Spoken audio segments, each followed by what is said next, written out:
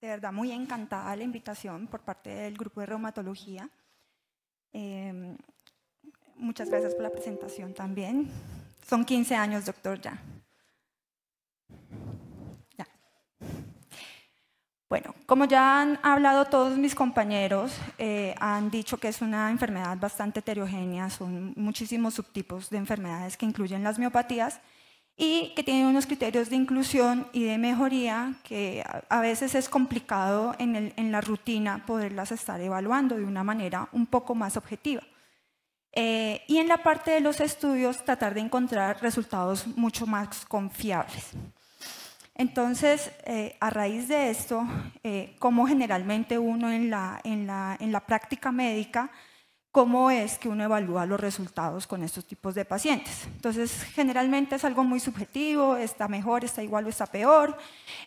Como ya habló el doctor Ormaza, la determinación periódica de los niveles enzimáticos, las escalas análogas visuales, sobre todo para la parte del dolor, y las escalas numéricas de fuerza. A raíz de eso, digamos que ha habido una inquietud de poder hacer este tipo de evaluaciones de una manera un poco más objetiva y repetible en el tiempo. Y como ya habló el doctor anterior, pues existe un grupo que se llama el grupo IMAX, que ellos han tenido este tipo de curiosidad y lo que ellos intentaron hacer es tener algo un poco más estricto en cuanto a la evaluación de este tipo de pacientes. Entonces está la actividad global, la fuerza muscular, la función física, los laboratorios y la afección extramuscular. Entonces, ¿cómo se evalúa la actividad global? Generalmente es la típica escala de EVA, es una apreciación, digamos, preguntándole al paciente qué tipo de consideraciones deben tener, cómo se sienten en cuanto a su fuerza muscular, en cuanto a su actividad, si tienen una actividad, se sienten sin nada de actividad, con algo de actividad, una actividad moderada, importante y severa. Entonces, esta es como la primera escala, que pongan una linecita donde se cree que están en ese momento. El segundo ítem, que yo creo que realmente es la razón por la cual me invitaron a mí a dar esta plática, es la parte de la fuerza muscular, que yo sé que es un poco complejo el poder hacer este tipo de evaluaciones. Como todos conocemos, la fuerza, hay muchísimos tipos de escalas para la fuerza. Una de las más conocidas es la Council, pero digamos que hay una Council modificada que ustedes la van a ver en su lado derecho de la pantalla, que va de 0 a 5 y la modificada es la que tiene más y menos. No sé si algunos de ustedes han tenido la oportunidad de ver de pronto este tipo de evaluaciones y generalmente los fisiatras son los que de pronto ponemos más énfasis en el más y el menos. Pero cuando este grupo IMAX decidió reformar un poco la evaluación, entonces hicieron la escala MMT, que se basa en la gráfica que ustedes tienen a su lado derecho. Y quiero que en esa gráfica del lado derecho se enfoquen en la 1, 2, 3, tercera y cuarta columna. Ustedes se van a dar cuenta que va de 0 a 5, pero que cada número tiene un más y un menos. Bueno, entonces lo vamos a separar por 3 zonas. Primero, la ausencia de movimiento. Todo mundo pues, puede saber que es una fuerza de 0, que no hay nada de movimiento, pero a veces se equivocan un poquito entre diferenciar un 0 de un 1. Entonces, cuando ustedes le pidan la fuerza al paciente y no vean movimiento, lo segundo que tienen que hacer es tocarlo. Si ustedes no lo tocan, no van a poder diferenciar un 0 de un 1. Entonces, no va a haber movimiento tampoco en el 1, pero sí van a sentir la contracción muscular. Entonces, supongamos que ustedes van a evaluar la fuerza del cuádriceps. Entonces, no ven movimiento, ¿qué tienen que pedir? Tienen que pedir la extensión de rodilla. ¿Sí? Y si no ven movimiento, tocan. Y ese es el 1. Ya después de evaluar entre el 0 y el 1, existen los movimientos a favor de gravedad o los movimientos que conocemos en plano horizontal. Entonces, supongamos que yo estoy en posición acostada, ¿sí? En contra de gravedad, y voy a doblar el deltoides. Tenemos que entender que el ángulo de movimiento de abducción del hombro, que es la principal función del deltoides, es de 180 grados. ¿no es cierto? Esa es la forma normal, suponiendo que estoy acostada. Entonces, para saber qué es un 2 menos, es ese arco en este rango, o sea, un rango menor del normal, ¿sí? Ese es un 2 menos, el 2 normal es que me logre hacer hasta acá arriba al paciente, ¿sí? Y el 2 más puede soportar levemente una presión. Bueno, que se representa también cuando ya el paciente está sentado, que yo le pido el mismo movimiento de abducción y medio hace esto. No sé si ustedes lo han notado cuando han evaluado la fuerza, que el paciente dice, no puedo, y ¡pum! Inténtelo, se le cae. Ese es un 2 más. El 3 menos, vamos subiendo en la escala, y el 3 menos es cuando el paciente logra subir un poquito más, mantener el arco, pero al momentico vuelve y cae. Ese es un 3 menos. Y el 3 es el que generalmente todo el mundo conoce, que es mantener el arco de movimiento en la posición sin bajarlo. Sin nada no hay que poner absolutamente nada de resistencia y él logra mantenerlo. Ese es un 3. Y el 3 más es que esa persona mantenga la posición arriba y que me aguante una ligera resistencia. El 4, yo sé que esto es algo un poco denso y complejo, pero la verdad se los invito a que lo empiecen a practicar. No fui yo, fue el grupo IMAX que les dijo que tenían que aplicar esa escala para sus pacientes con miopatía.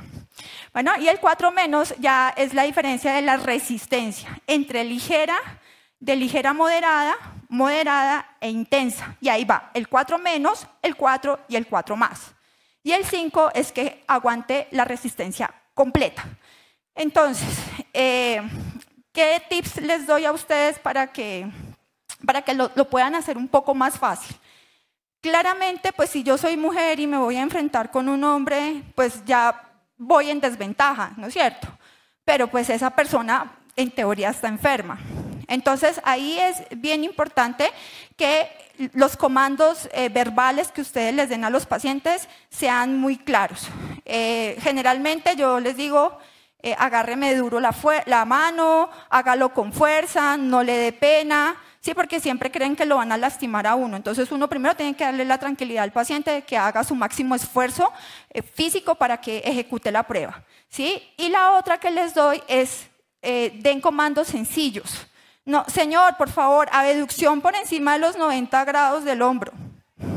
Pues no. Entonces usted dice, suba el brazo, yo les digo, vea, como gallinita, o jáleme, o estire la pierna y déjela recta, o trato de hacer también el movimiento para que ellos me imiten y traten de hacer el movimiento que le estamos pidiendo.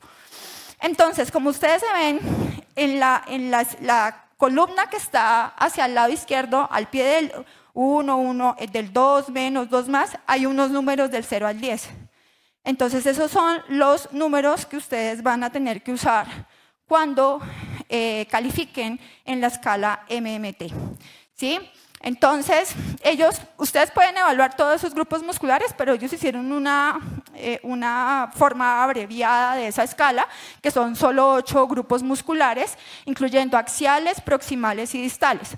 Como eso ya saben ustedes, pues la miopatía afecta más la fuerza proximal, pero me llama muchísimo la atención que hayan incluido otro tipo de músculos, y por aquí tengo muchos estudiantes míos que han pasado rotando conmigo. ¿Ustedes por qué creen que tomaron el cuádriceps para evaluarlo? ¿Alguien se le ocurre? Si no es tan proximal. A ustedes como a mí me llegan muchos pacientes en silla de ruedas. No hay que inferir que porque te llega en silla de ruedas el paciente no camine. Probablemente los hospitales son muy largos, o el ascensor o las esperas, entonces ellos tienden a usar sillas de ruedas por la fatiga, porque los traen más rápido, porque los dejan pasar más rápido al ascensor. Entonces, nunca crean que un paciente que llega en silla de ruedas no camine. Y la forma para poder evaluar marcha en un paciente que llega en silla de ruedas es tomarle la fuerza en el cuádriceps, ¿sí? Requisito para poder parar un paciente que llega en silla de ruedas es que tenga fuerza más de 3. ¿Sí? Entonces yo ya sé que con un mínimo de 3 yo lo voy a poder evaluar, lo puedo parar sin que haya un riesgo de caída. ¿ok? Y la otra cosa que me llamó la atención de los grupos que escogieron, que son los que están en asteriscos, que es en este momento son el flexor del cuello, el deltoides, que es proximal, bíceps, que es proximal. Siempre las personas creen que el bíceps es el principal flexor del codo y eso no es así. Realmente es el principal flexor del hombro. ¿Sí? Es el que hace más este movimiento. Los principales flexores de codo son braquiorradial y braquial. Entonces, para que lo tengan en cuenta. El glúteo mayor, que es el principal extensor de cadera, y el glúteo medio, que es el principal abductor de cadera. Y en la parte distal están los extensores de muñeca. Eso también me llamó muchísimo la atención. ¿Por qué evalúan los extensores de muñeca? Ustedes no sé si se han dado cuenta en las técnicas de defensa personal, cuando alguien lo ataca a uno con un arma, ya sea cortopunzante o con un arma de fuego, lo principal que le dicen es golpee la mano. Ustedes se van a dar cuenta que cuando tienen algo agarrado y están en flexión forzada, la fuerza no es la máxima. Pero cuando estamos en extensión, ¿sí? 10 grados de extensión, la fuerza es muchísimo mayor. Y es la principal posición funcional de la muñeca, es en extensión, y es donde más hacemos la mayoría de las cosas. Nosotros no hacemos las cosas en flexión, lo hacemos en extensión. Entonces ahí están teniendo en cuenta la posición funcional de la muñeca, y es supremamente importante. ¿Va? Y la otra parte distal son los dorsiflectores. ¿Alguien me puede decir por qué es tan importante evaluar los dorsiflectores del pie? Claramente. Bueno, por muchas razones. La principal es que hace en la fase de choque de talón, son los principales músculos que se activan. Y generalmente cuando hay debilidad son donde vemos las marchas con pie caído. ¿Va? Es requisito, y yo siempre le he dicho a mis estudiantes que evalúen el grupo dorsiflector en paciente hospitalizado. Bueno, porque la posición del paciente acostado siempre va a ser con una posición en plantiflexión, pero tú no vas a saber si es por debilidad, por dolor o porque simplemente es la posición normal. Y siempre le dicen, doctora, vea, interconsulta porque tiene pie caído. Y para todo el mundo, pie caído, todo el mundo tiene pie caído. Y todos tenemos realmente, cuando estamos durmiendo, pues todos vamos a tener el pie caído. ¿Sí? Entonces es muy importante que se evalúe realmente la fuerza de los dorsiflectores. Bueno, ahora pasando un poquito más, saliendo un poquito de la fuerza, pero ya yendo a la función, para nosotros, digamos, es bastante importante evaluar este tipo de cosas, porque de esto depende realmente qué tanta necesidad va a tener ese paciente de un tercero para hacer sus actividades de la vida diaria. Hay muchísimas escalas funcionales y hay unas que son de verdad extremadamente grandes y dispendiosas. Ellos escogieron la HAQ, bueno, que tiene estos ítems, son 8 ítems donde tiene que ver con todas las actividades de la vida diaria, como comer, vestirse, desvestirse, usar el baño, ¿sí? Agarrar cosas, y tienen unos puntajes. Realmente es un poco complejo en la parte como del análisis, pero tú le puedes dar clic al enlace que está ahí, por favor. Gracias a Dios ya existen este tipo de herramientas que lo que hacen es facilitarle la vida a nosotros. Entonces, si ven, son los mismos ítems, sino que uno va calificando dependiendo de qué tan complicado sea para esa persona hacer esa actividad. La bajamos otro poquito más, por favor.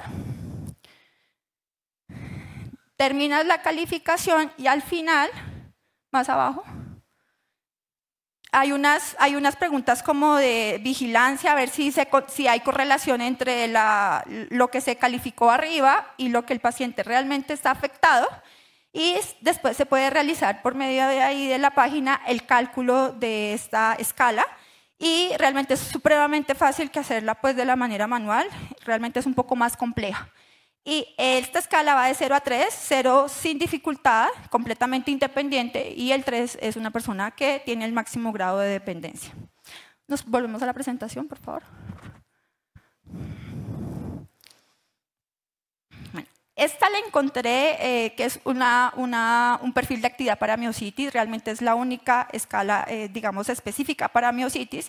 Lo están haciendo un grupo sueco, si no estoy mal, y el problema pues es que no se ha podido traducir a otro tipo de idiomas. La única que hasta ahora está es la traducción hacia el alemán. Digamos que es más o menos lo mismo, es un cuestionario de 32 preguntas, hay unos ejemplos ahí escritos que también tienen que ver con el movimiento, la higiene, el trabajo del hogar, las actividades sociales, la parte de la recreación, y tienen esos ítems, pero digamos que está apenas como en proceso de cambio de idioma y de estandarización, pero me llamó la atención y se la traje porque es la única que es específica para miopatía. Bueno, esto del laboratorio no me voy a detener, ya lo hablaron mis compañeros con anterioridad y de manera excelente. Y la afección extramuscular, digamos que hay unas escalas que, miren, la respuesta al tratamiento que va es esta MITAX, que va de grado A al grado E, donde hubo o no hubo respuesta al tratamiento y qué tipo de tratamiento, si hubo respuesta a los esteroides o también el tipo de actividad que tiene la enfermedad. Y la otra es la MIOAC, que es una EVA también, una escala visual análoga de cómo se siente el paciente con los síntomas ya extramusculares. Y ahorita pasamos a la parte de rehabilitación física, que es importante y me parece súper valioso que ustedes tengan en cuenta, que es exactamente lo que se hace en rehabilitación, porque a veces no hay mucha claridad, y segundo, rehabilitación no es igual a terapias físicas, en el sentido de que porque se envían 10 o 15 sesiones de terapia física podemos decir que esa parte de rehabilitación está ok. En rehabilitación tenemos mucho problema porque tener estudios de evidencia se hace bastante difícil por la diversidad de factores que pueden entrar a influir un resultado, y más cuando se practican actividades físicas. Realmente lo único que tenemos en evidencia 1A es la rehabilitación cardíaca. De ahí a las otras cosas tienen unas evidencias muy bajas, pero es por la forma en que se hacen los estudios, y esta revisión sistemática lo manifiesta, donde pues son estudios que son de muy poca cantidad de personas, muy poco reproducibles, muchos pacientes se salen de los estudios y no se sabe si fue directamente por la actividad física que tuvieron. Entonces es un poco complejo. Bueno, en cuanto a la parte de rehabilitación física, digamos que en este tipo de enfermedades es un poco difícil saber por qué sirve el ejercicio. Hay una teoría genética que parece que inhibe los genes que producen inflamación y mejora los genes que remodelan la parte muscular. Otra teoría es que mejoran en el tejido muscular en la parte de la oxigenación, ¿sí? Y esto es una cosa muy importante porque cuando yo era estudiante también me lo dijeron, que pacientes con miopatías no se podían hacer ejercicios. Creo que también mis compañeros lo hablaron, y eso pues realmente ha ido reevaluando, pero tenemos que tener una cosa muy importante: si el paciente está en fase activa o no está en fase activa. Cuando está en fase activa, yo que recomiendo, no está escrito en ningún lado, no lo encontré, no lo leí, pero digamos que se debe hacer mantener arcos de movilidad por medio de estiramientos y posicionamiento, no más. ¿Por qué? Porque si el paciente va a estar en una posición doblada y vamos a empezar a tener contracturas musculares, después el proceso de rehabilitación es mucho más complejo. Entonces, por lo menos que el paciente mantenga su arco de movilidad mientras ustedes les dan sus tratamientos a los pacientes, ¿no es cierto? Y podamos bajar esa inflamación y que él pueda tolerar mejor los ejercicios. Bueno, en esta fase no se recomienda tanto la parte de los ejercicios de fortalecimiento, eso ya verá cuando ya el paciente esté en una fase inactiva. Ahí sí hay estudios donde se demuestra que no hay un problema de realizar actividad física y ejercicios de fortalecimiento en ese tipo de pacientes. Ni aumenta la CPK ni aumenta la discapacidad. Pero sí es muy importante que tengan en cuenta el tipo de ejercicio de fortalecimiento. Uno no va a poner un paciente con miopatía a hacer CrossFit o levantamiento pues, de unas pesas extremadamente grandes, pero sí de las cosas que más se recomiendan son los ejercicios isométricos. Bueno, que son sostenidos, sin movimiento, ¿ok? Y que nos fortalece la parte periarticular. Bueno, este es un ejercicio isométrico, esto ya lo hablé. Mi recomendación es que se hagan ejercicios de bajo impacto, aeróbicos de bajo impacto por la parte articular y ejercicios isométricos como pilates o natación. Bueno, y una cosa que les quiero dejar como recorderis es que no solo es caminar ejercicio.